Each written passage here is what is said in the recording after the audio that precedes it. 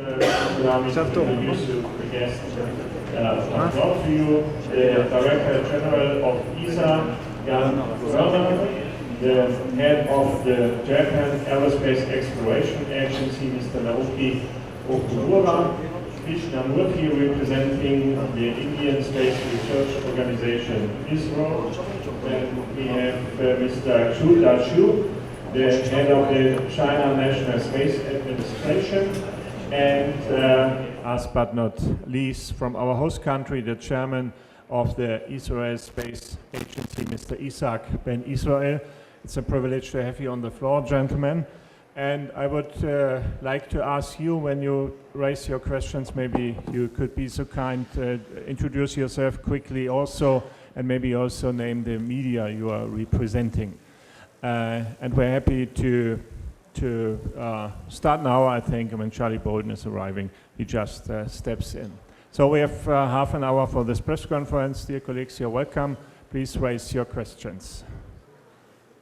Okay, I've first one from that gentleman, Peter. Asaf. Do you hear me? Yeah.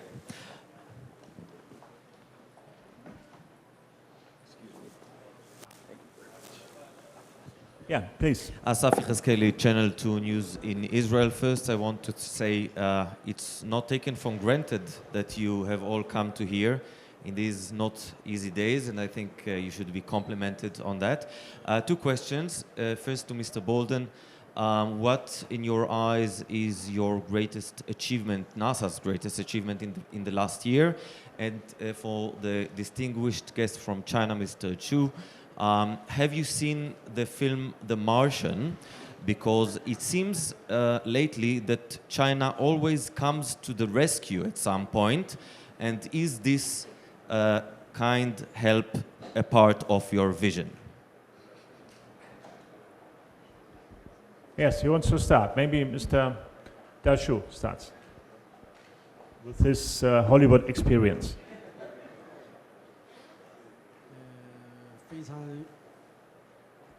Just put it near to the mouth, I think. No. Take another one. Just take it up. 非常遗憾，这个我没有看这部电影，因为是工作繁忙的缘故。但是我认为，未来的航天发展需要各个国家通力的合作，面对各种挑战和可能出现的危机，我们世界各国的航天工作者一起来应对，这是我们理想的和希望的状态。 I haven't seen that movie because of my work, but I know some of this concept. I think in the future it is our common interest and is our common effort to bring the safety of all nations in space activities together. And I think we're relying on each other on this security and safety of our people in outer space. In response to yours, there is no single greatest achievement. You know, it would be foolish of me to do that, but I would have to mention the crowning achievements from each of our focus areas. No question, New Horizons encounter with Pluto. If you just talk about hits in social media and everything, so, you know, that's way up there. Discovering Mars, water on Mars, way up there. Cooperating with our partners, both in the U.S. Agency for International Development, but in the 9 lower Mekong region countries, and opening a severe site in Bangkok that is going to provide earth science data. It goes back to what we were all talking about earlier. Earth science data to the 9 countries in the lower Mekong region to help with disaster management, crop planting, water resources management, and things like that. And then in aeronautics, without a doubt, you know, I think it's the work that we have done to pull the nations of the world together in trying to tackle the problem of air traffic management and trying to foster commonality in our systems, the way that Mr. Komarov mentioned before. And then Orion, you know, because I'm a human spaceflight guy, Orion is the hallmark achievement because it let people know that we are truly on the way to Mars. We're building hardware. We're not on a drawing board. We're not looking at templates and stuff like that. So, you know. Thank you. Thank you. Next question, maybe. Peter around, I collect you, and I try to remember. Peter, next one. Peter, you said. Wait for microphone? I don't. Do we have a microphone? You are asked to use the mic. Keep from going. Peter DeSalding with Space News for Mr. Okamura of JAXA. I believe it was last year at the same meeting when we were talking about the International Space Station. The JAXA point of view was that the International Space Station is, one, a very nice thing, and two, very expensive to maintain. My question now is, where is JAXA and the Japanese government in thinking about Space Station to 2020, 2024, and you know that some members, including US and Russia, are now saying it looks good to 2028 in terms of the maintenance. But where is JAXA now in thinking about whether you want to stay and pay to 2020 and 2024?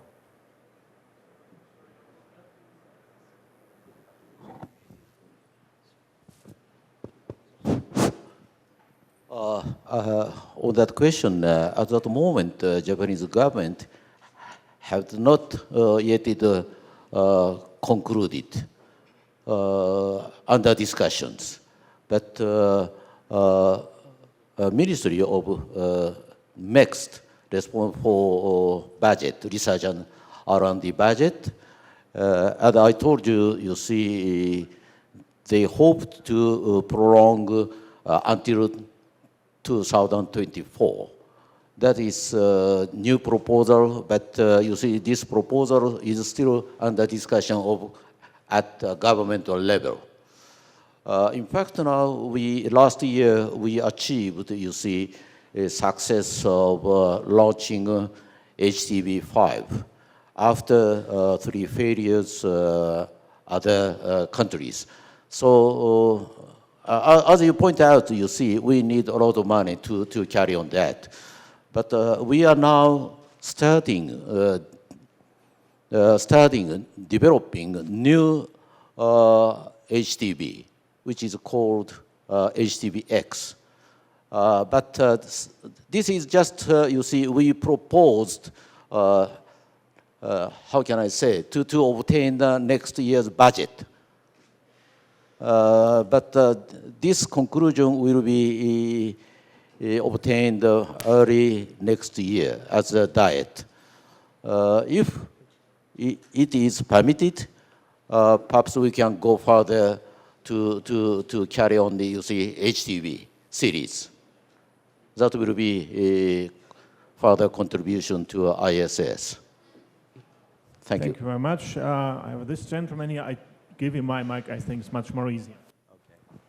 Bill Jones from Executive Intelligence Review. I'd like to ask Mr. Xu concerning the lunar program. There has been much discussion with regard to the possibility of mining the resources of the moon. A lot of discussion in China with regard to its program, more so than in the other countries. Professor Ouyang Ziyuan, in particular, has talked about mining helium-3 on the moon as a resource for future fusion energy production. But there has been no official statement with regard to that. If you could say something about how you view the moon as a possible source of future resources for humanity, and is this a part of the program that you're working on?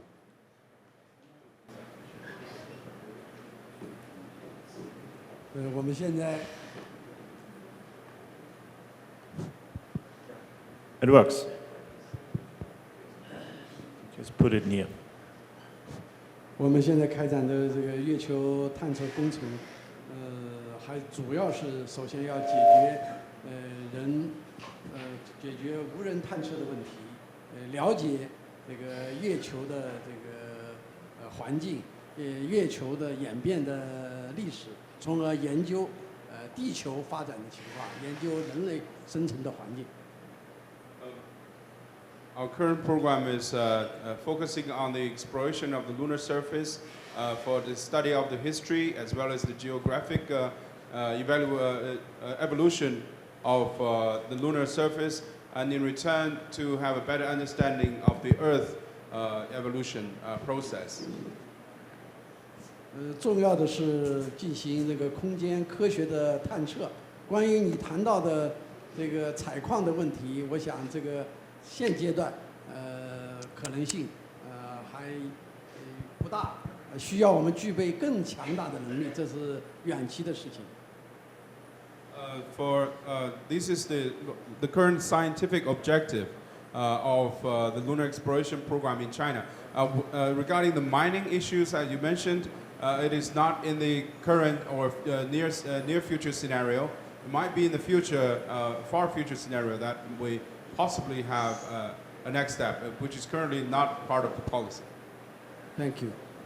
Thank you very much. I'm with you in a minute. First, this gentleman, please. Hi, I'm from the Israeli Public Radio. A question to all directors. Is there a chance that we'll see in the future a truly international space station, including the Chinese, who are not the partners of the current station? And also with the chance of collaborating with Israel as a partner in the space station, maybe not as an equal partner financially, but contributing knowledge and technology that can equate it.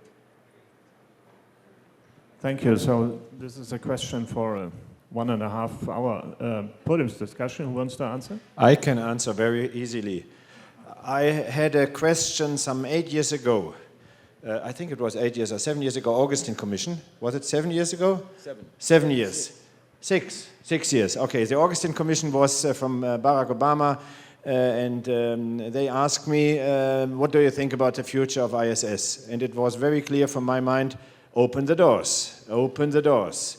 And then I mentioned some countries, and then they asked back, do you really these countries? And I said, yes, I really mean. And what we have to do, I mean, we discussed so nicely today about common activities in the future. So what we have to do right now, we have to go forward and to make it concrete.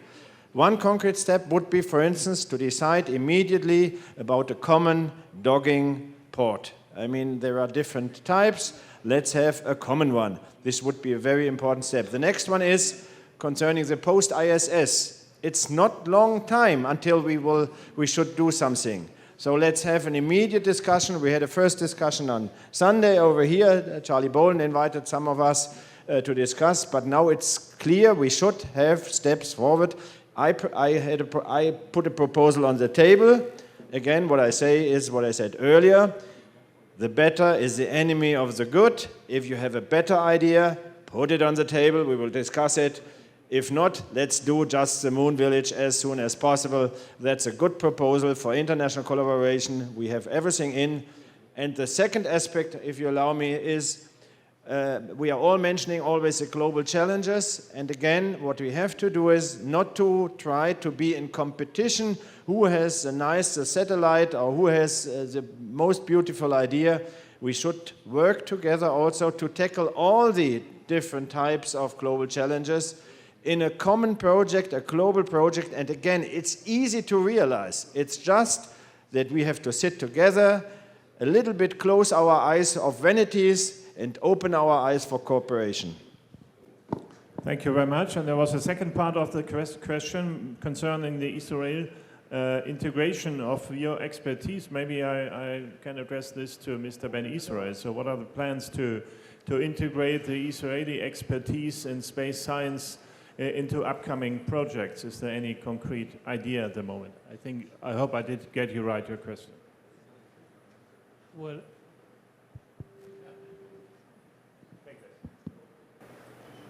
Well, Israel is a small country, as you know, so we cannot have our own missions, especially not manned missions, but we can participate. And we developed few niches in which we can contribute, either lightweight payloads, not only for observation in LEO orbits around the Earth, but also for sometimes deep space exploration. We have not spoken enough, I think, about threats to space activity, but one of them is cybersecurity, cyber threat, and we have to do something about it. Here again, Israel can play a role. And of course in science, which is very strong here in Israel. Thank you very much. Now I'm with you. Hi, I'm David Todd for Serenade Space Intelligence and Spaceflight magazine. My questions are to Mr. Zhu and also to Isaac Ben Israel. Mr. Zhu, given that Charles Bolden earlier on said that Orion might be delayed for its first manned flight, do you think it's possible that China might get to the moon ahead of America? And what is the progress of the Long March 9 heavy lift launch vehicle, and also have you got a lunar lander program?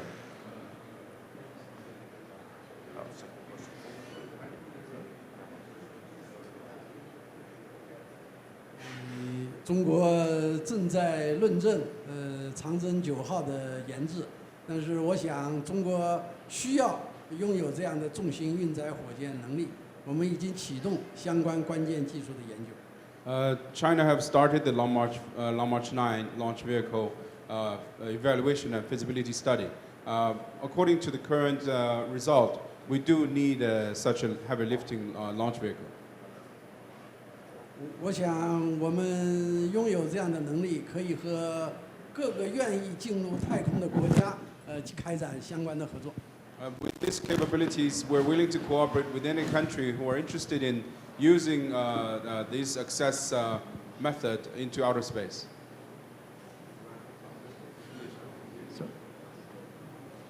我们这个现在月球探测方面还是开展的是无人探测活动。2017年底计划进行嫦娥5号的飞行试验，将采样再返回到地球。Our current plan is to have robotic missions to the moon, and the most recent mission will be the sample return mission from the moon by the year 2017. 无人的飞行。Unmanned missions. Robotic missions. Mr. Varun, Just a point of clarification, because you all insist on a race. There is no race. The U.S., when we go to cislunar space, it will be an international collaboration to get us on SLS and Orion to cislunar space. We're going to have a service module that's built by the European Space Agency. Our focus is getting humanity to Mars. And we see cislunar space for about a 10-year period of time as a necessary area close to Earth, close enough that we can develop the technologies that we need, that we can perfect what we do with the human body such that when we start the real trek to Mars over months, that internationally we are prepared to do that. So that's why I keep saying over and over and over again, there is no race. We're looking to collaborate to the greatest extent possible. Mars is a part of space. The last time I checked. And cislunar space is on the way to Mars, and it is a very important part of the strategy to make us safely and effectively get to Mars. But Mars is our focus, and you're not going to get me to back off that if that's what you're trying to do. Yeah, please, so many hands rising. I just... Thank you. Hi, I'm Irene Klotz with Reuters for Mr. Bolden. Following on what Mr. Werner said about specific steps to be taken to open up partnerships, it's nice to be out of the country and talk cooperation, but at some point you're going to have to go back home and answer to Congress, which is, of course, who gave you the marching orders to not have discussions with China about human spaceflight. Is there anything from your experience in this job or your previous job that gives you some ideas for how to form a bridge here? Certainly, you don't think that something I say here is not going to be read by members of Congress like in an hour. So being out of the country does not insulate me from, I am having a discussion with members of Congress through the media all the time. Everything we do is a part of the discussion. But what's important, and what we do have support for on both sides of the aisle, on both ends of Pennsylvania Avenue, is that Mars is the ultimate destination for humanity, and Congress read the testimony. They keep asking us and insisting that we find ways to foster international collaboration for obvious reasons for them, but for us, it's because we think that's the only way to do it. So I don't think my conversation is any different when I'm in the States than it is here. It's required to go to Mars. Take the mic. Sorry if I didn't phrase that well. The point of the question is, do you have some specific ideas on what you could do to forge the partnership? It's what we do every single day today on the International Space Station. It's with China specifically. It's what we're doing right now with the Academy, with the Chinese Academy of Science. We're working on geodetics, which is looking at earthquakes. We're working on glacial characterization in the Himalayas, and that's how we happen to be in Nepal together at the time of the earthquake. We work with them in Severe because they're a member nation in Severe Himalaya. So we are doing concrete things now in the step-by-step process of, at some point in the future, some future NASA administrator being able to move over and work collaboratively with them. Everything we do is transparent to the Congress. I think all of you know that. I'm not sneaking anything there. But we're really looking hard at what can be done in the future to collaborate with China, Russia, the European Space Agency, and everybody in making the journey to Mars affordable, doable, and sustainable, because it's going to take all of us working on this to be able to do that. Thank you. I have here gentleman in second row, gentleman in second row, lady in the third row. Thank you. It's Frank Loring with Aviation Week for Charlie Bolden. We've heard a couple of references to a meeting that you invited some of the other heads of agencies to yesterday. Could you elaborate what the agenda, the purpose of that meeting was? And one more, please. I'm sorry. Did Mr. Zhu attend? Mr. Zhu was not there at the time, but Mr. Zhu was invited and was intending to be there. So you'll have to ask him, why he didn't make the meeting. But the important thing, Frank, was that it was not just the International Space Station partners. It was the head of every agency who was here and chose to come. It was open, and it was intended to be a very informal one-hour session where we listened. Mainly the International Space Station partners were listening to the non-station partners about how they felt they could best be involved in the journey to Mars. And that's where you heard several of us say similar things today. It's because we came away, I think everybody understood that the U.S. is not against the moon. The U.S. is going to be operating in the lunar vicinity for 10 years. We are not going to be, that's enough, yeah, okay. Thank you. Pass the floor to this young gentleman. Thank you. I have a question for Mr. Xu. Since I'm graduated from the same university from yours, Harbin Institute of Technology, so I'm very excited to see you here. I'll ask you a question instead of collaboration. This question goes to space debris. So I heard a lot of projects about landing on the moon, on Mars, but I think China also must be investigating some projects about space debris. So can you generally introduce something about this, and what is China going to do with space debris problem? Thank you. 中国一直重视这个航天飞行的安全问题，所以对空间碎片也加大了这个研究的力度。China started this space debris program very early. We have started the investment in the space debris research programs, and we pay great attention to the space traffic management and security. 我们在火箭设计、卫星设计就考虑了它的离轨的问题。We consider the passivation process even during the designing phase of the satellite the launch vehicle upper stage and the satellite end of life stage. 最近我们国家航天局又专门成立了空间碎片研究中心，这个中心也是设立在中国科学院。Recently, we also have established a CNSA space debris research center which is also located under the Chinese Academy of Sciences.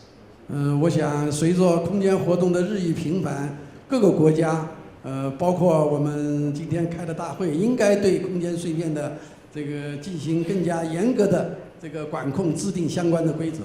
I think in the future, when we have more increasing space activities among the member states, especially where we're sitting today, space debris will be an issue where we need to have more stringent and strict restrictions and regulations guiding the generation of space debris. 从事航天的同志希望航天活动是安全的，所以就要对空间碎片进行观测、进行管理。The people involved in space activities want to have security and safety in outer space, so we need to have management and observation of space debris. 谢谢。 Thank you. Thank you very much. And I'm sorry with the young lady. Hi, Kat Robison with Talking Space. This question is for Bolden, but also I would invite comment for everyone with intentions to going to Mars. This morning I was able to ask Buzz Aldrin what he thought the single largest challenge facing Mars was, and he answered that focusing on the return flight. So I would invite your comments on both that, Mr. Bolden, and also what you see as your single largest challenge in getting to Mars. And once again, congratulations to India for being the first nation to get there on the first try.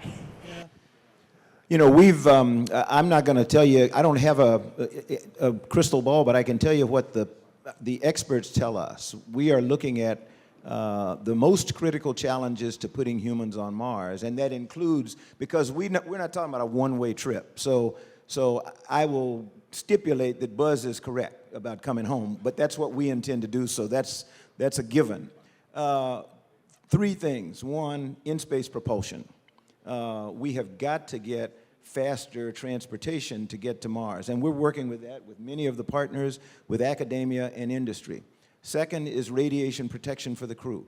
We are comfortable that crews will not be killed in transit and return to Mars, but our focus is on quality of life upon return. And so we need to be able to protect our crews better, and everybody, I think, is working on that. And the third one, and the one that right now is probably the hardest, is what we call entry, descent, and landing. That is, how do you put 20, 30 metric tons on the surface of Mars without having it be in 1,000 pieces when the crew gets there 3 years later or however many years later.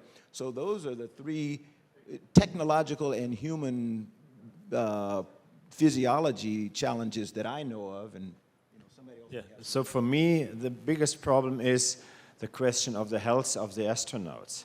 Meaning, you see, Apollo 13, they had a problem, a technical problem after 2 days or something like that, but they could return within 1 week. Fine. Now, just assume you have after, let's say 1 month, you have some terrible thickness, some terrible disease or whatever. Today, it would take you at least 1.5 or 2 years to come back. So this is, for some diseases, it's too long. So therefore, what Charlie said, to have a much better propulsion, so you are faster, because you cannot just turn and say, okay, I go back. So this is, for me personally, the biggest challenge for Mars, and I don't see an easy solution for that in the near future. So all the others are, of course, right, but this one, the health problem, is for me the very special issue. Unfortunately, our time schedule is very tough. I have a final question from this gentleman. My name is Avi Blizovsky. I'm the owner and the editor of the only Israeli dedicated science portal called Hayad An. You all talk about the future of sending few people to the moon and then to Mars. Why it is so expensive? What we see also in the Orion, it is okay. It is more of the same propulsion from Earth to the orbit, not in space. I think there are some good ideas there, but from Earth to space, it's the problem. How you deal with that? We see also some accidents. So the private industry could not also cope with that. The Virgin disaster. So how do you all tackling with this mission? I can't answer the question of why it's so expensive. Space flight just costs a lot of money. One of the largest costs today is launch costs. And so when you see companies like SpaceX come on the scene and start to drive costs down, that's beneficial for all of us. People ask me all the time, what do you think about Elon Musk and SpaceX? I think it's great, because I think it has caused people to look at the cost of launch, and nobody's going to want to launch for free. It's a business, but we can whittle away at the cost and try to get that down. That will be one thing. But the other, and it's not just humans, it's anything. You don't want to put a mission together and have it fail because you did not test, you did not identify what the fault probabilities are. When we put something together, it is amazing how thorough we all tend to be on trying to determine how can this thing fail. And as a general rule, when we lose a vehicle, it's because we either didn't, we missed it somehow and we didn't know it could fail this way, or something slipped through the cracks, whether it's workmanship or we accepted a risk and it bit us. And I think all of you knew with shuttle, we never solved the problem of shuttle main engines in terms of getting rid of every single critical failure there, and we never will. But that's, you don't have to. You put in place several things. You either change the design, you put procedures in place, or last resort, you provide a way for the crew to escape if it's a human mission, and then you go fly. And that's the business we're in. So for someone to say, well, you can't fly until there's no risk, we'd never fly. And it's worth the risk, in my estimation, to do what we do. But at the same time, you see, when you're really responsible for what is going, then you see the situation quite different to what you see it from outside. So I'm quite sure when Charlie Bolden is on the launch pad, or when I am on the launch pad and there is a European astronaut of whatever nationality, and you see him or her entering into the capsule to fly, then I have heartbeat. I am really nervous, because I think, okay, what did you do? You allow that he is now entering this capsule. Hopefully, they put enough money into the system so that it is secured and safe. And that's the same for you. So, I mean, human spaceflight is more than just to send something in orbit, and if it doesn't work, we are all sorry. Huh? It's more than that. Human spaceflight is really difficult. It's risky, still risky, and of course, if it's cheaper in the future, we are all happy, but not to the sake of security or safety that we say, okay, we take a bigger risk. This is no option. Thank you very much, Jan Werner, Charles Bowden. I'm sorry, I hate to cut a long story short, but my obligation is to follow the timetable. And for this, we are already, I think, some minutes over time. So I would like to express my thanks to you gentlemen on the floor. Thank you for being with us. And thank you, dear colleagues, joining the press grounds. Have a nice afternoon attending the Congress. Thank you.